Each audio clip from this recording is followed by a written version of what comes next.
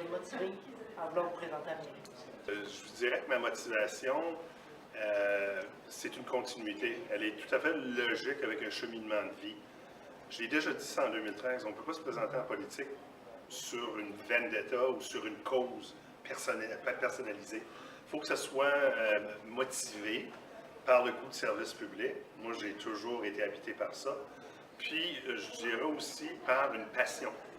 Donc, par une passion de servir, par une passion de vouloir faire avancer des choses, d'améliorer les conditions de vie des gens, des trucs comme ça.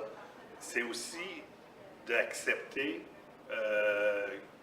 le fait qu'on sera critiqué, puis que ça fait partie du jeu de la politique aussi. On sera jugé par certaines personnes, puis rien à faire pour changer les perceptions.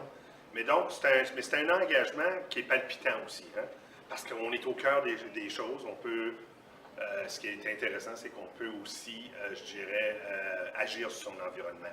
Puis de plus en plus, les gouvernements municipaux sont reconnus comme des gouvernements de proximité. Puis ça donne encore plus, on appelle ça le principe de subsidiarité, c'est-à-dire que le gouvernement qui est plus près des gens a le pouvoir d'agir sur son environnement. Dans ce contexte-là, je trouve qu'on vit une belle époque pour être en affaires, en politique municipale. C'est quoi les enjeux municipaux qui vous touchent le plus? Moi, j'ai présenté ma campagne sur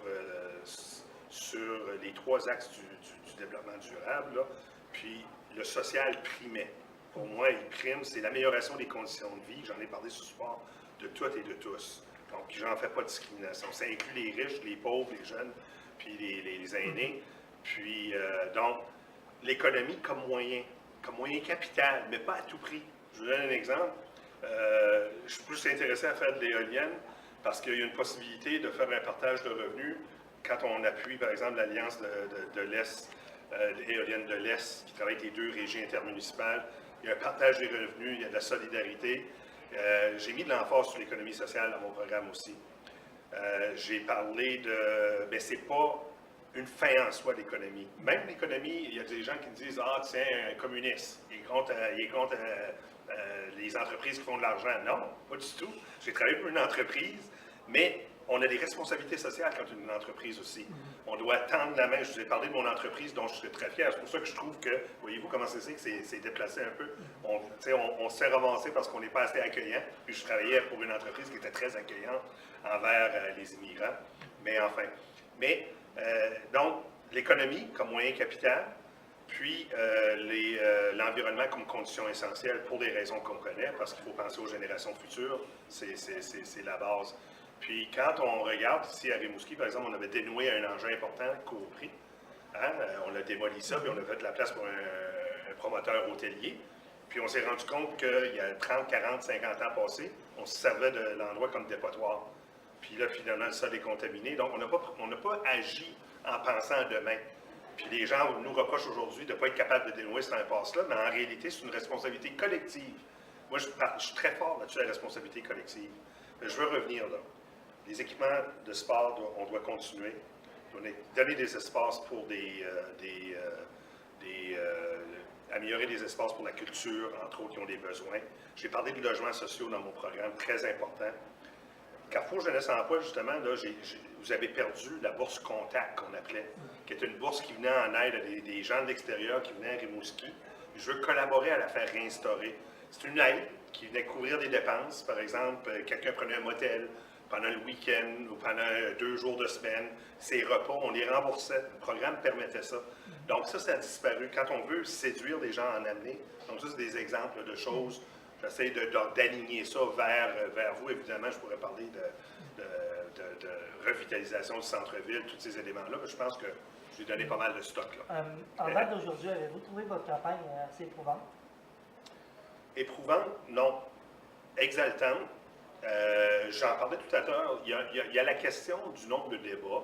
Je trouve que on doit être capable. Vous savez, les candidats présentement savent très bien que s'il manque un débat, on va avoir mauvaise presse. Ça marche un peu de même. Donc, il faut participer à tous les débats. On est très sollicité. Puis, moi, je suis en accord avec ça. Il faut informer les gens du maximum. Puis, on sent ici à Rimouski qu'il y avait une fébrilité. En 2005, le maire Forêt il est rentré très facilement. En fait, Martin Poirier s'est joint à la course à la fin. Il s'est monté un site web à 45 jours parce qu'il n'y avait pas de candidat sérieux. Puis, il a bien fait une campagne strictement axée sur l'environnement où il a sensibilisé à plusieurs enjeux. Puis, il est allé chercher autour de 30 des votes. En 2009, la campagne était à toute fin pratique nulle parce qu'il y avait un type qui était là, je dirais, contre Éric Forêt pour les mauvaises raisons dont je parlais tout à l'heure. Quand on n'est pas motivé par des bonnes raisons, une espèce de vendetta ou de vengeance, on n'est pas satisfait de tel dossier, il faut que l'engagement soit beaucoup plus profond pour pouvoir embarquer. Puis la dernière élection, il n'y a pas eu de course à mairie. Donc, il y avait une fébrilité. De la part des journalistes, je parlais avec 2-3 journalistes qui commencent à en avoir ras-le-bol aussi présentement parce qu'ils commencent à la trouver longue un peu cette campagne-là. Mais il y avait hâte d'en vivre une campagne électorale. Alors, ils la vivent. Puis, vous savez, il y a eu des moyens de soubresaut, là. Parce que quand on regarde, là, il y a 4 candidats qui se sont présentés et retirés. Il y en avait un autre qui voulait s'inscrire, M. Morin, qui n'a pas pu. Donc, puis il y a toutes ces tractations. Hein. Hier, on a vu quelqu'un qui ne s'est pas présenté au débat. Il y a un paquet de choses qu'on vit, qui font que... Puis il y a quelques coups qui se donnent ici et là. Puis, vous savez, les Québécois, là, on n'aime pas la chicane, hein. Puis là, on est obligé de se défendre un peu parce qu'il y a des attaques.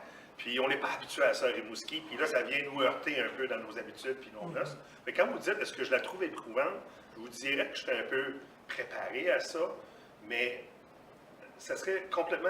Vous savez, j'ai entendu quelqu'un dire à un moment donné dans ma vie, là, il m'a dit, il ne faut pas se préparer à gagner, il faut se préparer à travailler, puis il faut se sacrifier pour se préparer.